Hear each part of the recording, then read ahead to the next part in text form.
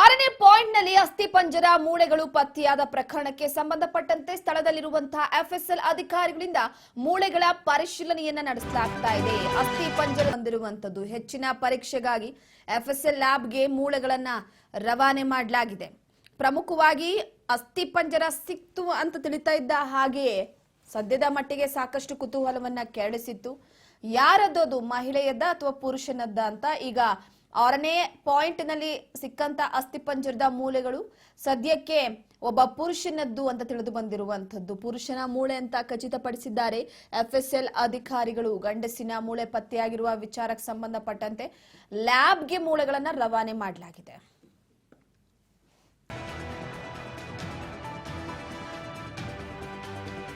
Dharmasthala police ಠಾಣಾ ವ್ಯಾಪ್ತಿಯಲ್ಲಿ ಈ ಹಿಂದೆ ಅಪರಾಧ ಕೃತ್ಯಗಳ ಸಂಬಂಧ ಹೂತು ಹಾಕಲಾಗಿದೆ ಎನ್ನಲಾದ ಪ್ರಕರಣದ ಸಾಕ್ಷಿ ದೂರುದಾರ ನೇತ್ರಾವತಿ 6ನೇ ಪಾಯಿಂಟ್ ನಲ್ಲಿ ಮತ್ತಷ್ಟು ಮೂಳೆಗಳು ಸಿಗುವ ಸಾಧ್ಯತೆ ಇದ್ದು ಹಿಟಾಚಿ ಬಿಟ್ಟು ಕಾರ್ಮಿಕರಿಂದಲೇ ಅಗೆಯುವ ಕಾರ್ಯ ಚುರುಕಾಗಿದೆ.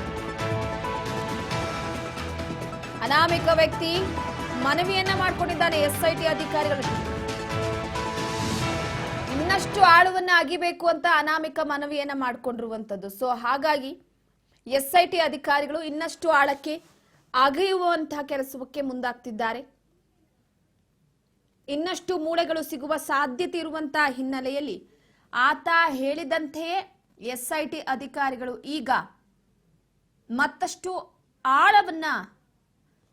ಆಳದ ಒಳಗಡೆ ಮೂಳೆಗಳ ಪತ್ತೆಗೋಸ್ಕರ ಅಗೆಯೋದಕ್ಕೆ ಮುಂದಾಗಿದ್ದಾರೆ.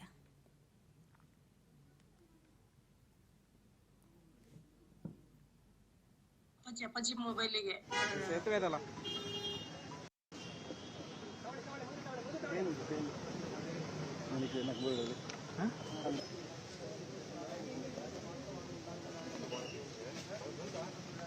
ಓ ದಾದಾ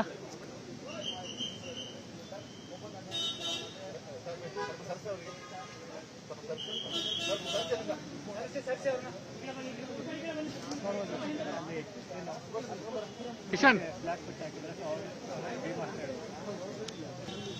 ಬ್ಯಾಕ್ ಪ್ಯಾಕ್ ಒಂದು ನಮಗೂ ಚೂರು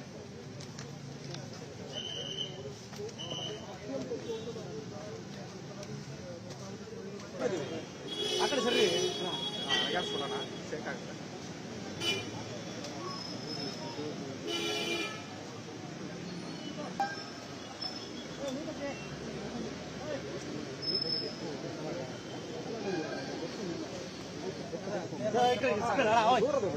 ಆಯ್ತು ಆ ಕಡೆ ಸ್ವಲ್ಪ ಹೇಳ್ತಾ ಇರ್ತಾನೆ. ಆಯ್ತು ಮಾಡಿ ಬೇಡ ಸ್ವಲ್ಪ ಆ ಕಡೆ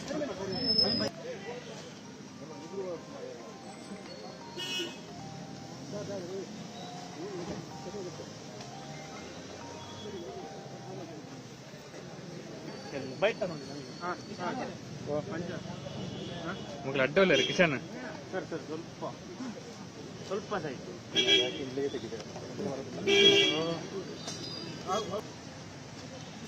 ದಿವಾಕರ್ ಇದು ಬ್ಯಾಕ್ ಪ್ಯಾಕ್ ಆಗಿದ್ರ ನದಿ ಕಡೆ ಬರ್ರಿ, ಸೇತುವೆ ಇದಲ್ಲ.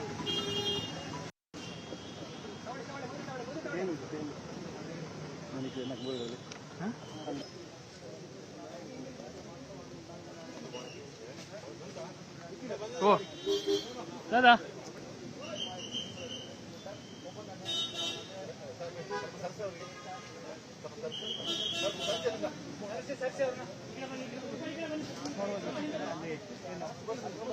ಕಿಶನ್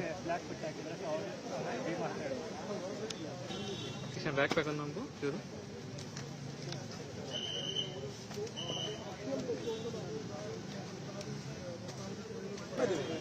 ಆ ಕಡೆ ಸರಿ ಸಾಕಾಗುತ್ತೆ.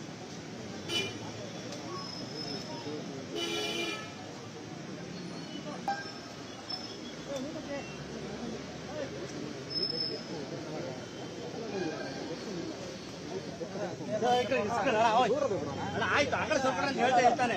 ಆಯ್ತು ಮಾಡಿ ಬೇಡ ಸ್ವಲ್ಪ ಆ ಕಡೆ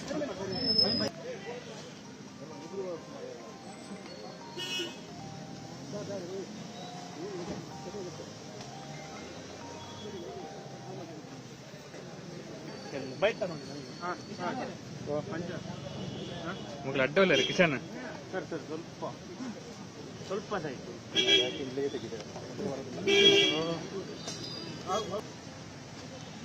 ದಿವಾಕರ್ ಇದು ಬ್ಯಾಕ್ ಪ್ಯಾಕ್ ಆಗಿದ್ರ ನದಿ ಕಡೆ ಬರ್ರಿ ಸೇತುವೆ ಅದಲ್ಲ.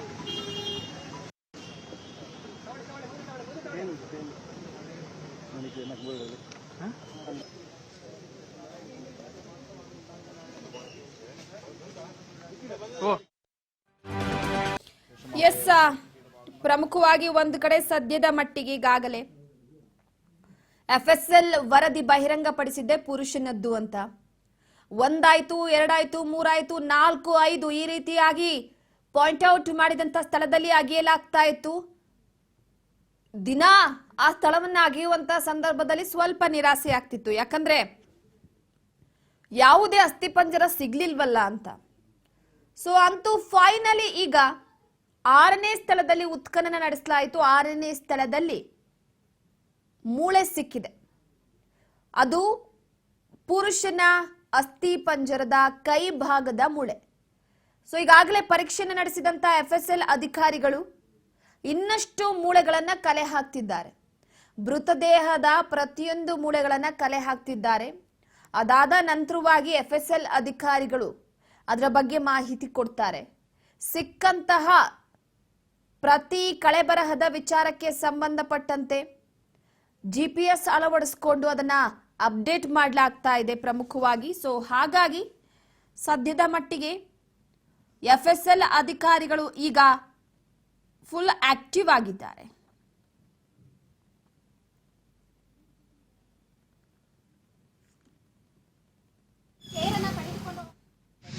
ಹೇಳ್ಬೇಡಿ ಅಣ್ಣ.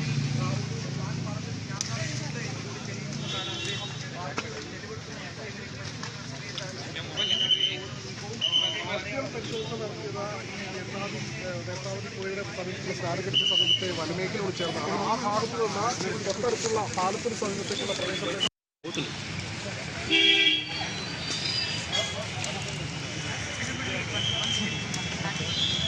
ಪ್ರಾಪರ್ ಮೊಬೈಲ್ ಲೈವ್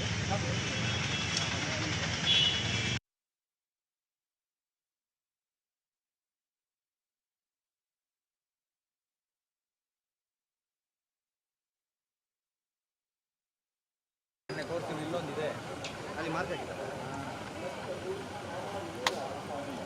ಇಲ್ಲ ಗಿಡ ಅಲ್ಲಿ ಸಿಗಿಲ್ಲ.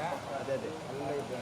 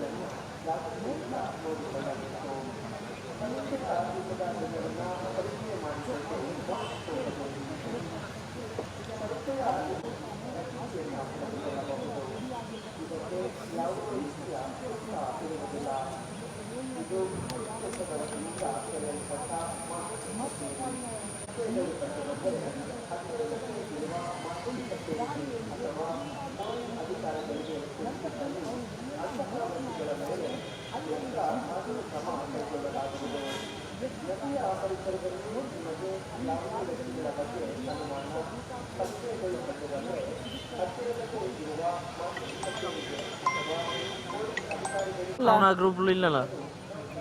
ಓಕೆ ಓಕೆ ಓಕೆ ಬರ್ತೀರಿ ಬರ್ತೀರಿ ಬರ್ತೀರಿ.